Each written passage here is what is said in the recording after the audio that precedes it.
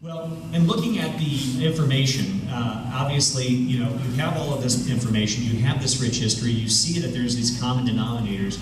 The one thing that the UFO research community really hadn't done yet was create a working profile, define what these triangular UFOs are. So in my research, having reviewed hundreds of these reports going back to the 1800s, I decided to categorize or itemize all the characteristics that are commonly associated with these craft.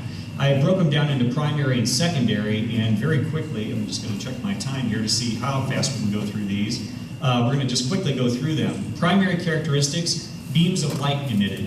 This is a case from the UK 1978. UFO shot a beam of light at our car. One of the reasons I want to go through these is to show you the characteristics, but just to show you the preponderance of newspaper articles that we have on file. This was from 1978, Stoke-on-Trent Evening Sentinel. But beams of light emitted usually fall into two categories. Laser-focused colored beams of light that can be seen traversing the sky or being shot down towards the ground. We also have spotlights, as I described in the case of Lee Spiegel in North Carolina, where it illuminated a large area similar to like a police spotlight. So that's one characteristic. 3 bright lights at each point. Michael Schratt touched on this. This is the most common lighting configuration we see. This one's from June 17, 1978, Maplewood, New York. It's unidentified, flies, but doesn't scare cops. Doesn't that make you feel real comfortable? At least the police aren't running away from these things. So, and it describes that it had a white light at each point and red lights in the center. So again, this is 1978. Large size, I think we've touched on that. These estimates are 200 to 300 feet in length. In size, and it tends to intimidate witnesses. I've actually interviewed witnesses that have cited these things decades ago, and watching them, you can see the apprehension, you can see them fidgeting, you can see them getting antsy, you hear the tremoring in their voice.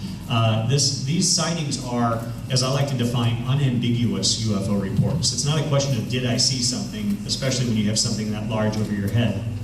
But this was a case involving 5 law enforcement officers, 2 different groups, by the way. One was on one end of Memphis, Tennessee, and one was on the other group, and they're in radio contact with each other, like the January 5th case. Interesting thing is in the newspaper article here, it states that, well, we were seeing this object, then suddenly this other group gets on the phone from the other end of town and says, hey, do you guys see that triangular UFO? And they said up to that point, we didn't say it was triangular, so we knew that they were seeing what we had seen. So this was a sketch of the object, very large, low-flying triangular UFO. Ability for these objects to hover. That's a characteristic that goes back even to 1960, Santa Monica, California.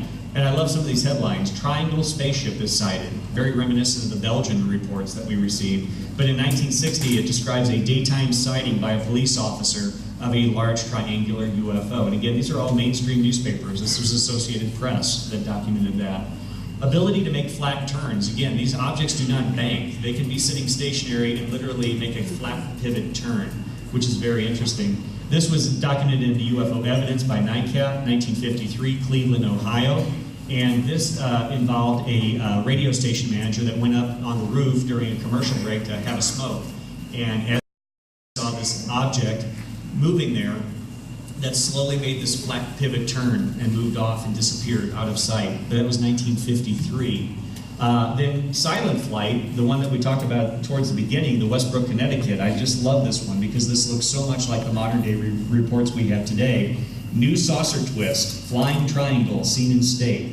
Hartford Current, 1960. And this actually is one of those newspaper articles that really all the characteristics we're talking about are almost in that article. They describe the silent object, they describe the low altitude flight, they describe the large size of the object, etc. So it's like when you start really gathering these reports together, you're forced to conclude there is a reality to these objects. And then the question is, what is that reality, as I believe Norio mentioned. Newcastle, California, slow speed. When these objects move, if they're not moving in lightning speed, you'll have reports, and this was the case in the Hudson Valley wave, where people said you could walk down the sidewalk and keep up with the object. That's how slow it was moving. It wasn't like conventional aircraft that have to have so much momentum and speed to generate lift. So this was actually one that was sighted in Newcastle, California in 1978. Low altitude flight, this was a wave of sightings that occurred not only in the United States but in Canada along the US-Canadian border. Interesting thing about this is one of those rare cases I mentioned earlier that the objects were tracked on radar, and F-106 interceptors were dispatched, but the interceptors were now able to catch up with the UFOs. So we have jet intercept attempt and radar lock-on in this particular case from 1974. Another case involving radar, this one's very reminiscent of the Belgian wave with the Belgian Air Force, but this time we're looking at the Chilean Air Force. And this was from 1978 and May of 1979, two separate incidents involving the Chilean Air Force, and they dispatched jet interceptors after they had ground-based radar confirmation of an unknown target. Captain Danilo Catalan Farias, which is pictured right here from one of the newspaper articles of the time, was able to visually sight the UFO as he closed on it, but the object continued to gain in speed and altitude to the point where he could not catch up with the object, and he basically aborted his pursuit of the UFOs. But another case, this one, 1954, I love these headlines. 6-hour dazzling glow, flying triangle hovers over Cobalt. I mean, you just can't make this stuff up. Cobalt, Ontario, 1954. There was actually a wave of sightings not only of triangular UFOs in this mining area, but other lights and unusual objects that were seen around that same time frame. And do we have time for secondary characteristics, Norio, or are we about ready to wrap up? Ready to wrap up. Okay. That being said, I would just, if I may, just skip ahead here real quick to the last slides. All this information is in my book in addition to a wealth of other case material.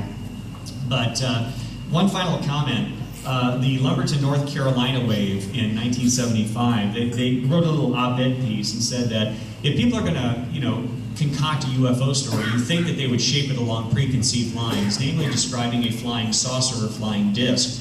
But in this case, people are describing flying triangles, which really makes you wonder. And it certainly makes me wonder. But in conclusion, the triangles are nothing new. The triangles have been ever present in the UFO data. Reports are consistent in their detailed narratives. Common characteristics exist, and this bolsters the idea that we're dealing with a tangible reality, that these objects are in fact real.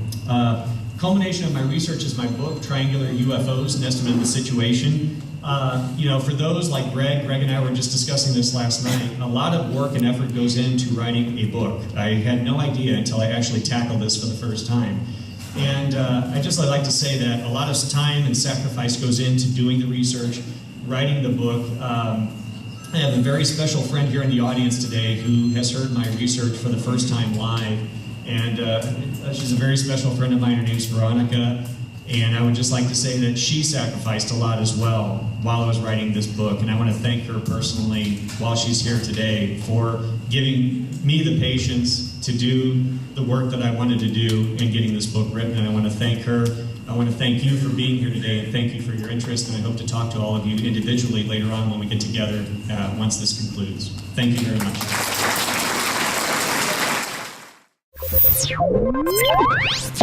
much.